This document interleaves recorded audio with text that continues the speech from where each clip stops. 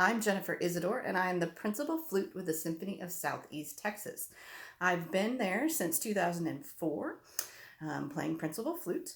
My husband also plays clarinet player, and he has been playing actually longer than I have. So I'm here today to tell you a little bit about myself and to give you some inside tips about my instrument, how you produce the sound, play you some excerpts so you can see what the flute sounds like. So I hope you enjoy. About me, so I actually was born in the Midwest. I grew up in Kansas City, and I did my all through high school there, and then I went away to college. My college I did in Chicago at DePaul University. I did a bachelor's degree in music and flute performance, and then I did my master's in flute performance at the University of Missouri, Kansas City Conservatory of Music. So I moved back home for that. As far as starting music, I actually started on the piano. My parents asked me to start on piano, decide what I wanted to play as an instrument a little bit later. And the reason they did that was they wanted me to learn notes and rhythms and all of that before I actually had to put that with an instrument and blowing into the instrument and all of that. So it's a really great way to learn. So in 5th grade, I was asked what I wanted to play, and I chose the flute. I actually then decided in high school, my junior and senior year in high school, to play saxophone in the jazz band. So I actually learned alto saxophone and tenor saxophone, and I played those through high school, which was great to learn some jazz, which is completely different than the classical music that the flute is known for. So then like I said, I went to Chicago, and then I went back to Kansas City, did my bachelor's and my master's. When I was doing my master's, I actually met my husband. He came down from Baylor. He did his undergrad there.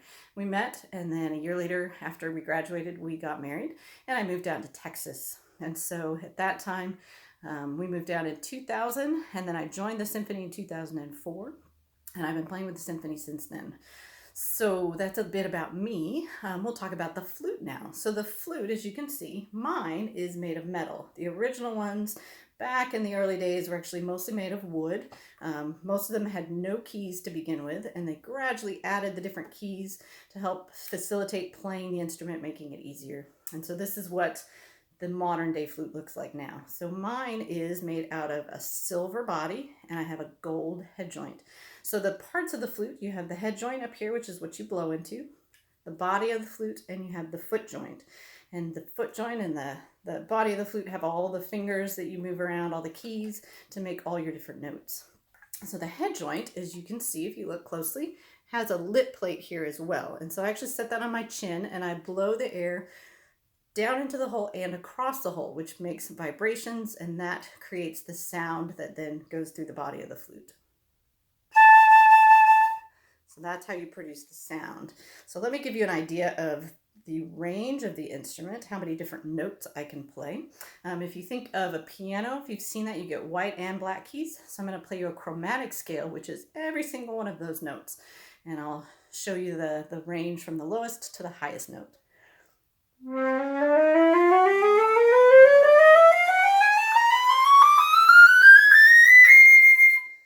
So there you go, that's the range of the flute. So I'm going to play you a couple excerpts here to give you an idea of the different roles that the flute could play in the symphony, as well as in our solo music. So I'm going to start with a lyrical piece, a very musical piece, something that you could sing back, you could hum, and it would stick in your brain. So this is actually a short excerpt from Carmen, which is by George Bizet. This is actually from an opera, but this is a portion of the opera that doesn't have any singers. So this is just the orchestra playing here, and actually in the setting, it's harp and flute. So today you'll just hear the flute part.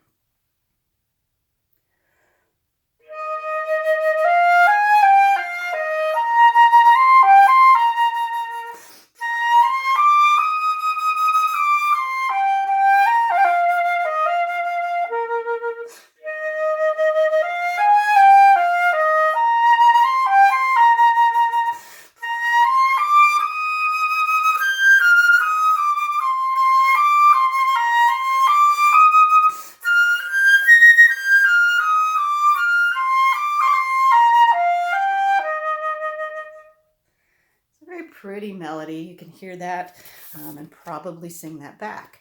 The next excerpt that I'd like to play for you is going to give you a little different side of the flute. You're going to hear me actually attack and hit each note, which is how you articulate notes. And so I'm using my tongue to produce those separate notes. And I'm going to play a little bit of Mendelssohn's A Midsummer Night's Dream.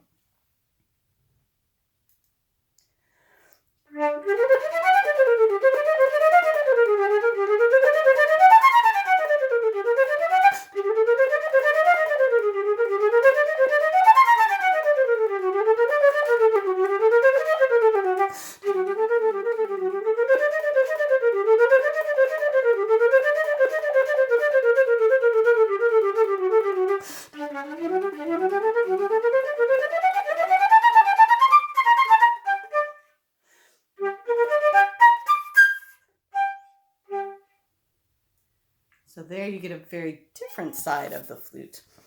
So flute players, sorry, I'm going to let my cat out real quick. So flute players are often asked to also play the piccolo, which is another member of the flute family. So this is my piccolo here. And most piccolos are made out of wood. You will see some that are made out of silver, can be played a lot in marching band. You'll see these, and pep bands and things like that. So this piccolo is made out of grenadilla wood for the body. So you see there's no separate foot joint. There's just the body and then the head joint. And I actually have a small little lip plate on there as well, as you can see. And so I'll play just a little bit of the range of the piccolo. If I was to play this along with another flute player and we played the exact same note, you're going to hear a slight difference. So it's actually what is called an octave apart. So on the piano you have middle C and then the next C up. We would be playing those two notes at the same time. So that's what makes the piccolo different. The fingerings and all of that are the same. It just has that extra octave.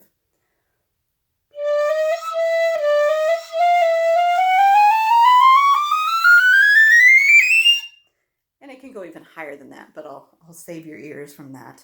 So I'm going to play you a short excerpt from Maurice Ravel's Concerto for Piano and Orchestra. And this is going to be in the low range of the piccolo. This would be a solo in the orchestra.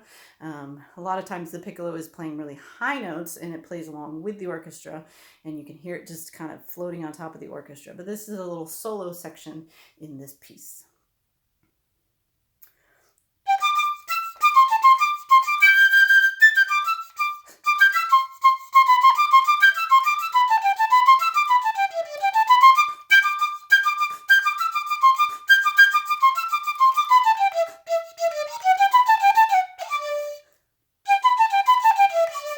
There you go. So that's the piccolo for you. So that's about it that I have for you today. So I hope you've enjoyed this. I'm going to finish with just a short little trio that I recorded, and it is an arrangement of the Bluebells of Scotland. I hope you enjoy.